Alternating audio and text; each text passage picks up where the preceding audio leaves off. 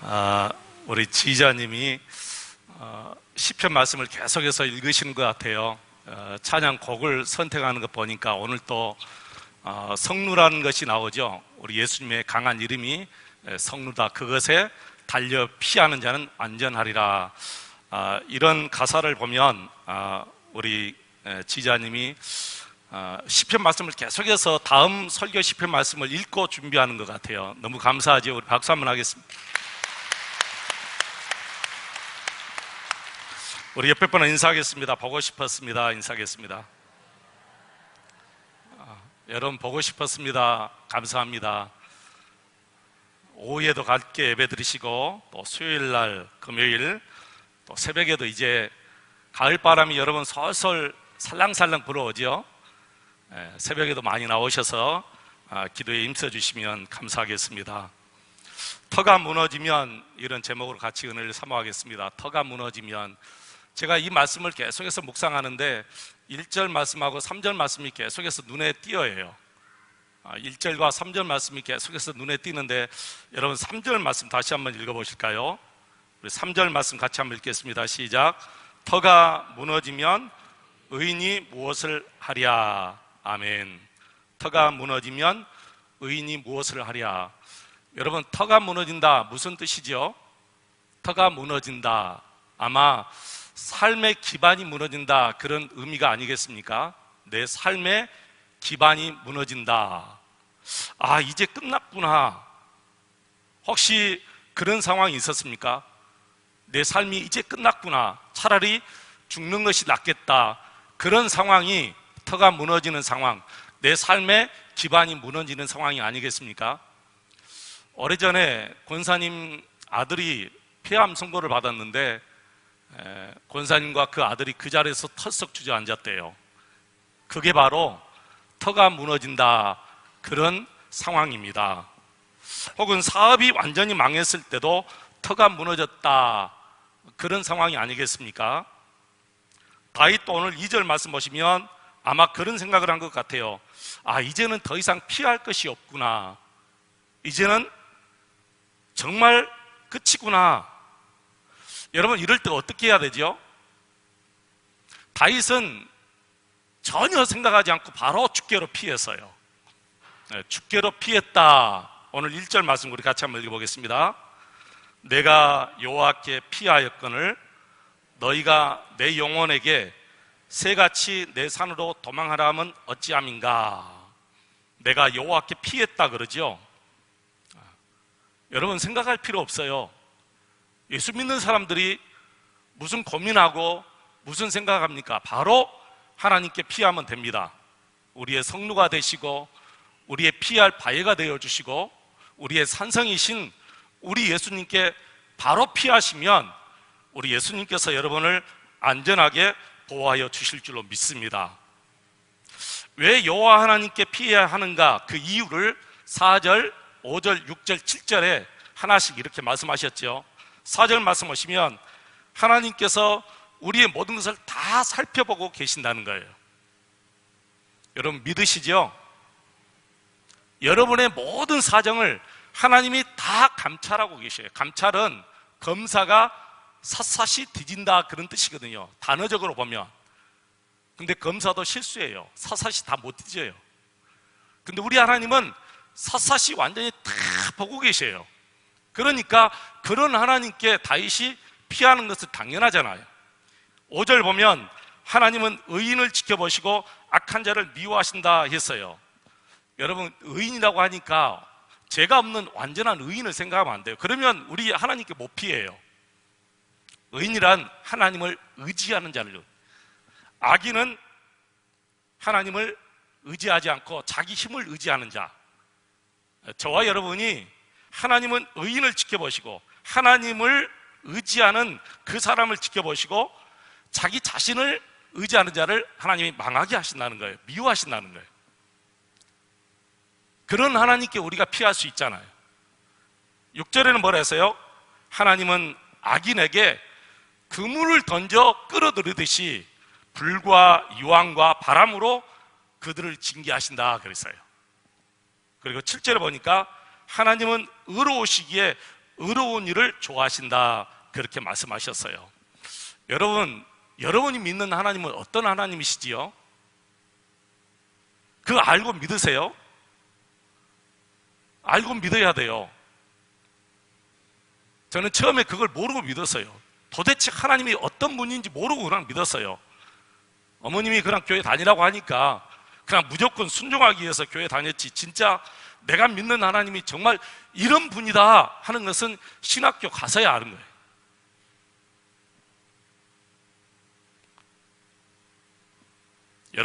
여러분이 믿는 하나님이 어떤 하나님이신가를 바로 알고 온전히 믿으시기를 바랍니다.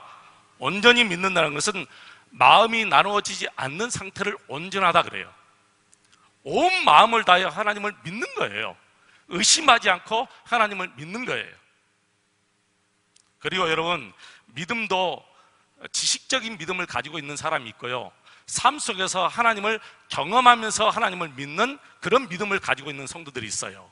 지식적인 믿음은 다윗처럼 이렇게 힘들고 어려울 때가 오잖아요. 전혀 도움이 안 돼요. 그분에게 전혀 힘이 안 되는 거예요.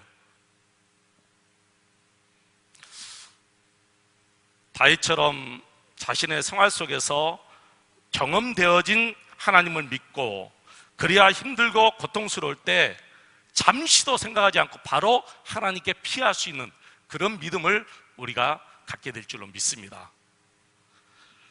제가 시편을 설교하면서 한 가지 고민이 생겼어요. 시편은 사실 새로운 내용이 전혀 없어요.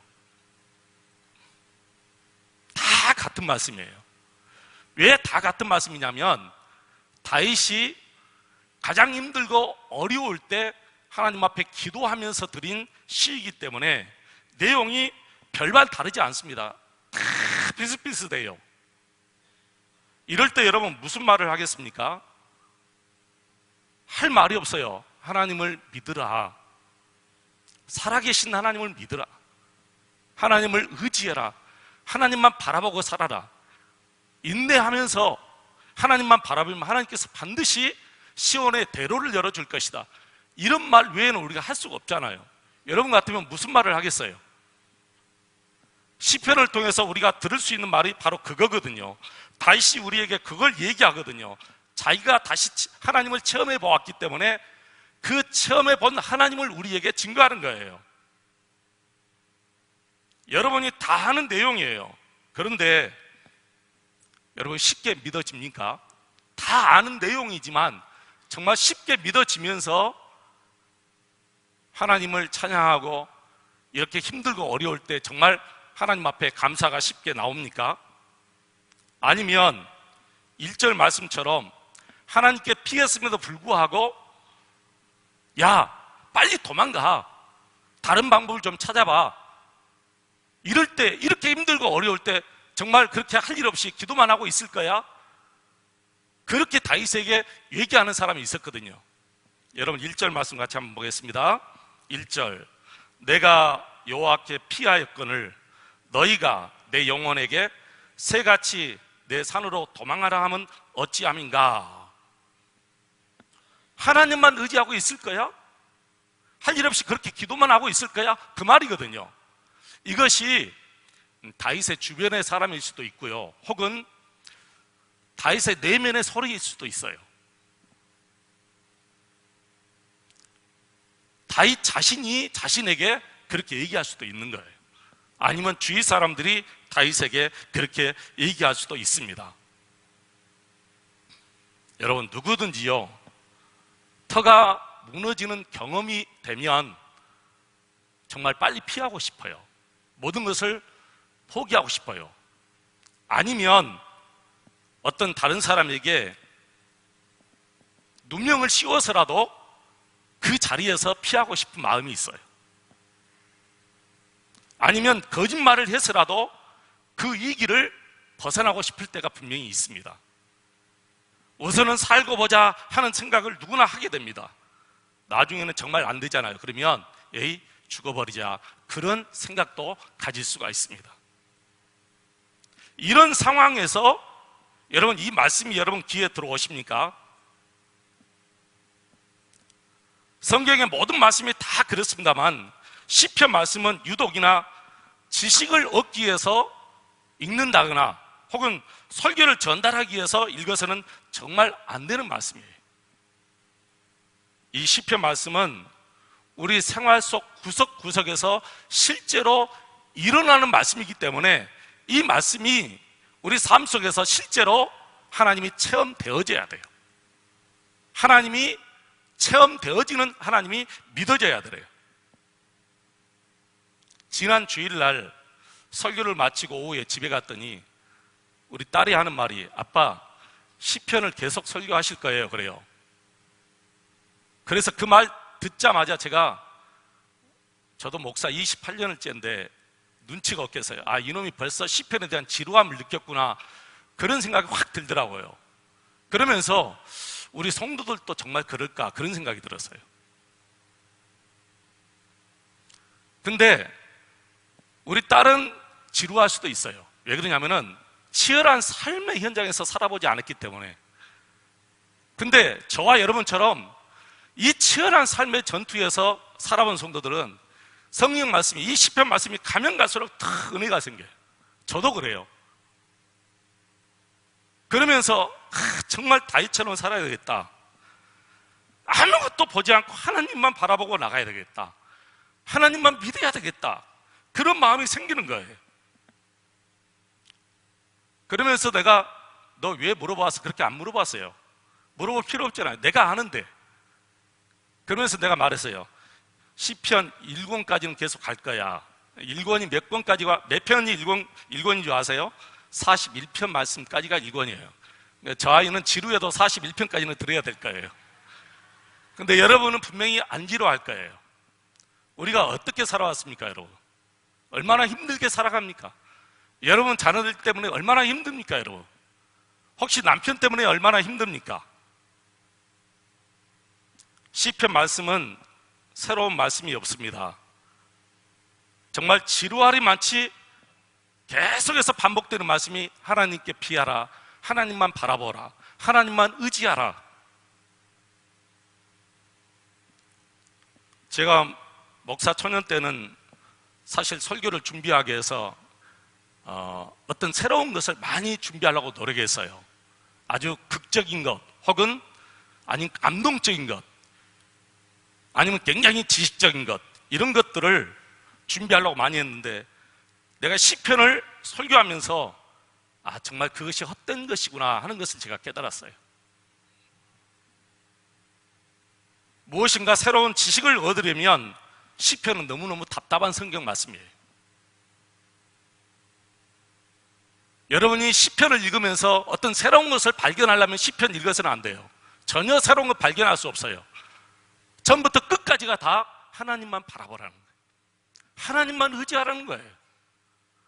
왜 망설이냐는 거예요. 다윗처럼 바로 하나님께 피하라는 거예요.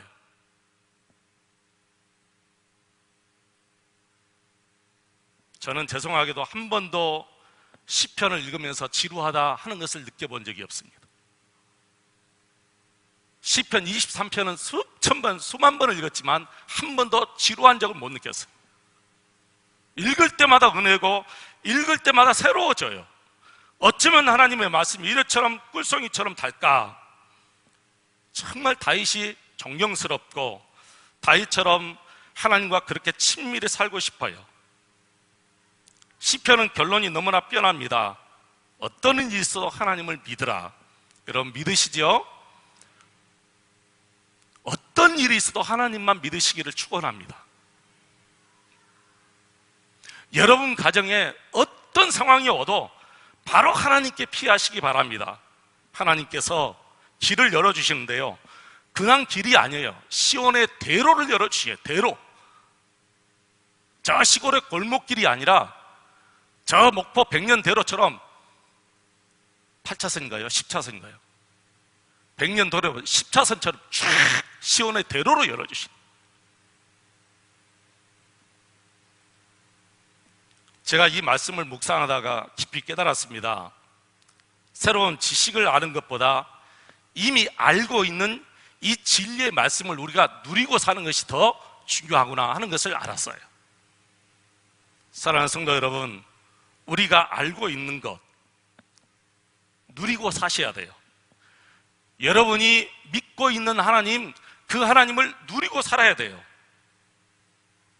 오늘 시편 11편에서 우리가 관심을 가져야 할 것은 다윗은 어떻게 삶의 기반이 무너지는 그 상황에서도 전혀 미동도 하지 않고 하나님을 바라보았느냐가 말이에요. 어떻게 하나님께 피했느냐가 말이에요. 어떻게 하나님께 피했을까요, 여러분?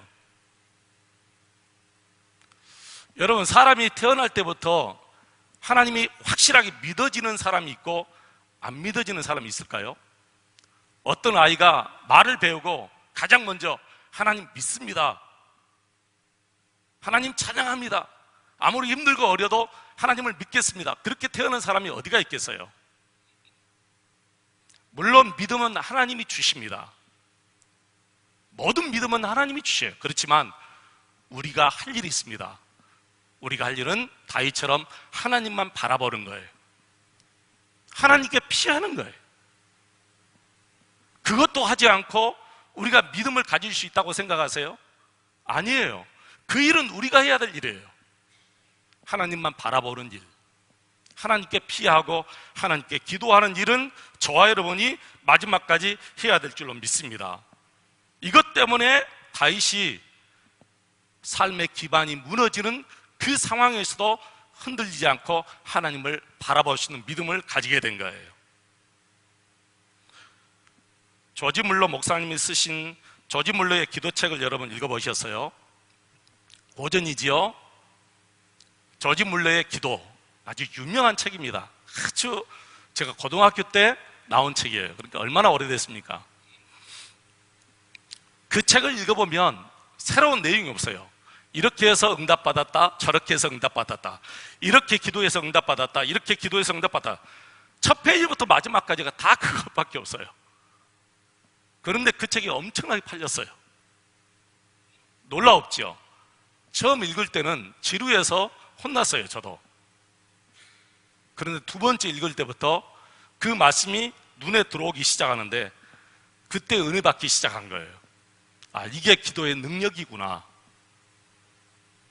하나님을 경험하고 사는 사람들은 이런 기도의 능력을 받구나 하는 것을 알게 된 거예요.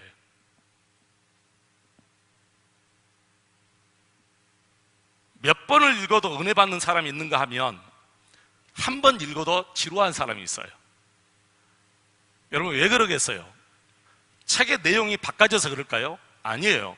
그 사람의 마음이 중요한 거예요. 사모하는 마음으로 읽으면요, 은혜 받습니다.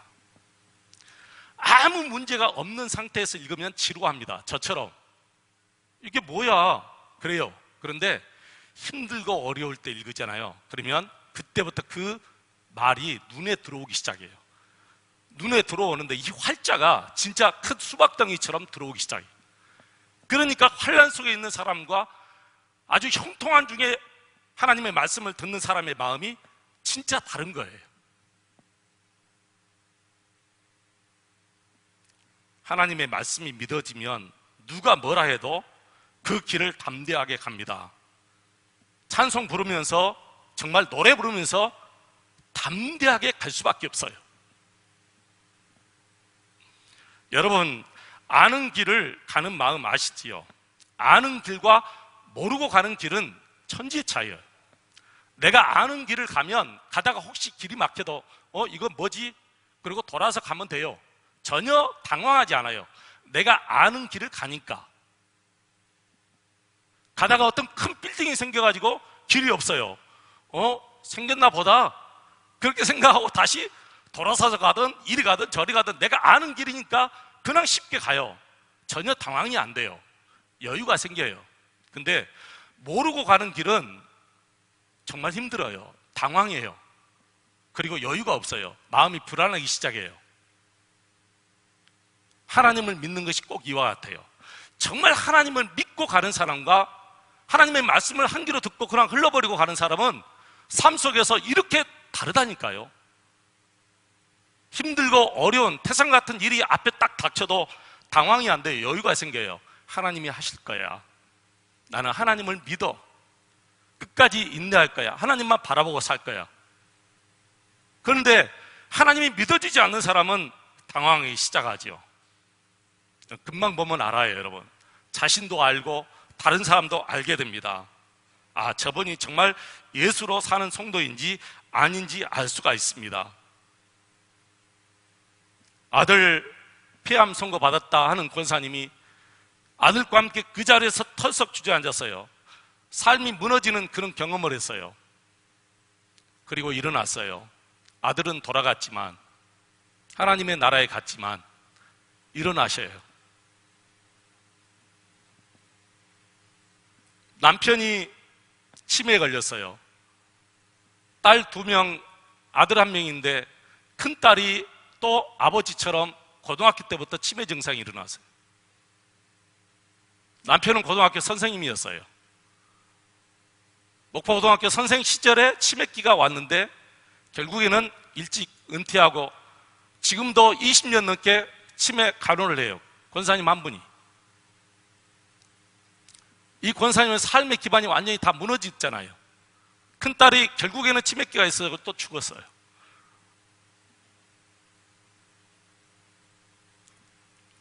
그런데 묵묵히 하나님을 찬송하고 믿음으로 살더라고요. 왜죠? 하나님이 믿어지니까 그러는 거예요. 하나님이 안 믿어지면 그 터가 무너진 상황 속에서 여러분 어떻게 삽니까? 힘들어서 어떻게 살죠? 하나님께 피하면 하나님께서 시온의 대로를 열어주십니다.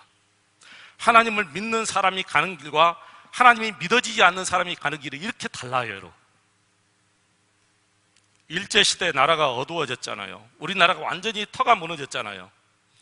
일본 순사들이 목사님을 향해서 너희들 살려면 신사참배를 하라. 선영환 목사님, 주기철 목사님, 여러 목사님들이 우리는 하나님만 믿습니다. 신사참배를 못합니다.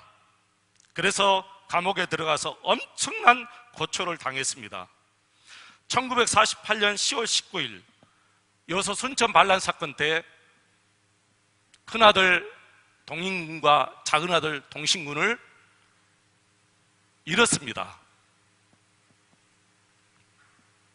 그 두 아들이 총에 맞아 죽었어요. 6.25 전쟁이 일어났을 때 선교사님, 이 선영환 목사님과 그 가족들 피난 갈 수 있도록 예안군 그 신풍리 앞바다에서 배 한 척을 준비해가지고 피하십시오 그랬대요. 선영환 목사님이 이렇게 말했습니다. 내가 피할 것은 예수님의 품인데 내가 어디로 피합니까? 그리고 나은 자들과 함께 있다가 1950년 9월 28일 순교의 죽음을 당해서 주님의 품에 영원히 안겼습니다. 여러분, 그분들의 죽음이 무모한 죽음입니까? 아니잖아요. 우리 한국을 살리고 우리 한국 교회를 살리는 죽음이에요. 만약에 그분이 그 당시에 하나님께 피하지 않고 산으로 도망갔다면 분명히 몇 년은 더 오래 살았을 거예요. 그러나 우리나라는 어떻게 되었을까요? 주기철 목사님 믿음 지키기 위해서 끝까지 모판을 걸어갔어요. 저는 그 영화 보면서 결국에는 못 보았어요. 모판을 걸어가는데 어떻게 그 영화를 여러분 끝까지 볼 수가 있겠어요? 그런 믿음이 어디서 오지요? 하나님께 피했기 때문에, 하나님이 그를 붙잡아 주셨기 때문에 그런 믿음을 가질 수가 있었던 거예요. 사랑하는 성도 여러분, 우리가 다윗의 시편을 읽기만 하지 말고 이제는 다윗 따라하기를 생활 속에서 해야 돼요. 다윗의 믿음 갖기 실행을 우리가 시작했잖아요. 다윗이 어떻게 기도했는가를 시편 말씀을 통해서 우리가 보아야 돼요. 다윗이 어떻게 기도했을까? 그 상황에서 다윗이 어떻게 살았을까? 여러분, 다윗의 하나님이 다르고 우리의 하나님이 다릅니까? 아니죠. 하나님은 영원하신 하나님, 우리 하나님 회전한 그림자도 없으시다 했어요. 우리 모두는 다 그림자를 가지고 있어요. 그림자를 가지고 있는 모든 것은 다 변합니다. 그걸 얘기하는 거예요. 이 땅에 있는 모든 것은 다 그림자를 가지고 있어요. 여러분 밖에 지금 해가 있을 때 밖에 나가서 한번 서보세요. 다 그림자를 가지고 있어요. 나무, 꽃, 그 어느 하나 다 아주 세밀한 개미까지 다 해가 있으니까 그림자를 다 가지고 있어요. 근데 하나님은 회전하는 그림자도 없으시다 그랬어요. 이 말씀의 뜻은 세상의 모든 것은 다 변하지만 하나님은 변하지 않는다는 거예요. 하나님은 처음부터 마지막까지 변함없으신 우리 하나님이셔요. 그 하나님께 피하라. 그 하나님과 함께 살라는 거예요. 시편 16편 8절 말씀에 이런 말씀이 있습니다. 내가 여호와를 항상 내 앞에 모시며 그가 나의 오른쪽에 계심으로 내가 흔들리지 아니하리로다. 내 앞에 모셨다는 것은 하나님 눈앞에서 내가 살겠습니다 그런 뜻이고요, 나의 오른쪽에 그분이 계신다 이 말은 오른쪽은 언제나 능력을 상징해요. 힘을 상징해요. 그러니까 하나님이 나의 능력이 되신다는 거예요. 내가 항상 하나님 앞에서 이렇게 살기 때문에 하나님이 나의 능력이 되어주신다는 거예요. 나의 힘이 되어주신다는 거예요. 이것이 다윗이 터가 무너지는 상황에서도 하나님을 믿을 수 있는 믿음이었다는 거예요. 저와 여러분이 항상 예수 그리스도를 24시간 믿고 살고 24시간 예수 안에서 예수님을 바라보고 살면 터가 무너질 때 우리 역시 다윗처럼 흔들리지 않고 하나님만 바라보게 될 줄로 믿습니다. 4절을 보면서 제가 그런 생각했어요. 여호와께서는 그의 성전에 계시고, 그런 말씀이 있거든요. 여호와께서는 그의 성전에 계시고. 아마 그 당시에는 성전이 우리처럼 이렇게 좋은 성전이 없었죠. 성전이 있었는데 너무너무 힘들고 어려우니까 사람의 눈을 피해서 이제 혼자 이렇게 성전에 와서 기도했을 것 같아요. 기도하면서 하나님은 이런 분이다 하는 것을 계속 묵상하는 거예요. 내가 섬기는 하나님이 이런 분이야. 나의 모든 것을 다 살펴보시고 의인과 악인을 가르시고 하나님은 의로운 것을 좋아하시고 하나님은 모든 것을 다 아신다. 기도하면서 자기가 믿는 하나님을 이렇게 묵상한 거예요. 성전에서 기도하는 것 정말 중요하지요. 하나님은 성전에 계신다. 여러분, 성전은 내 몸이 성전이었어요. 우리가 지금 함께 거하는 이것도 성전이지만 진짜 성전은 우리의 몸이 하나님의 성전이라고 분명히 성경이 얘기해요. 성전에 누가 계신다고요?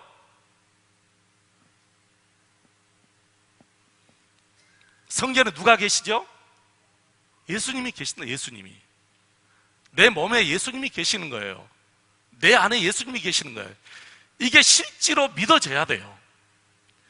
우리 삶 속에서 이게 안 되니까 자꾸만 넘어지고 또 넘어지고 쉽게 넘어지고 힘 한 번 쓰지 못하고 넘어지고 그래요. 이게 완전히 믿어져야 해요. 실제로 예수님이 내 몸에 계시는 것이 믿어져야 돼요. 혹시 여러분 훈련이 안 되신 분들은 의식적으로 생각하면서 훈련을 해야 돼요. 여러분이 안 믿어도 예수님은 내 안에 계셔요.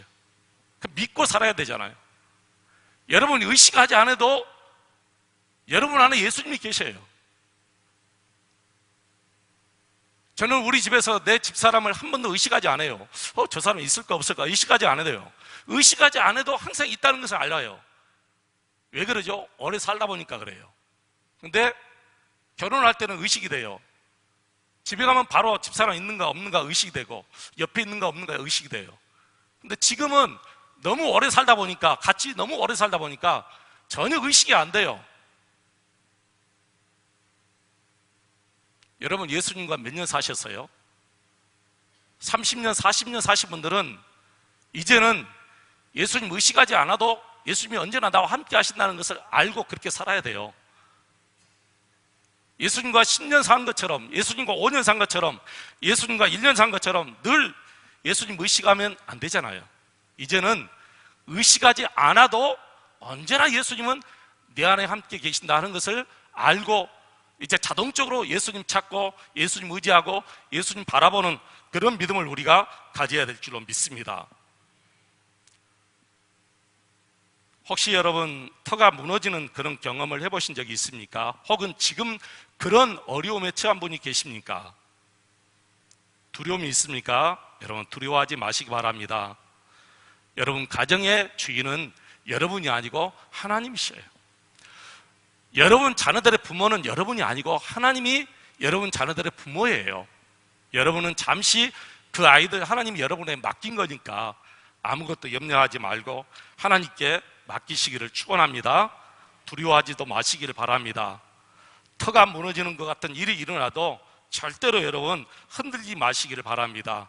하나님께서 다 살 길을 열어주시고 그것도 시온의 대로를 열어주실 줄로 믿습니다.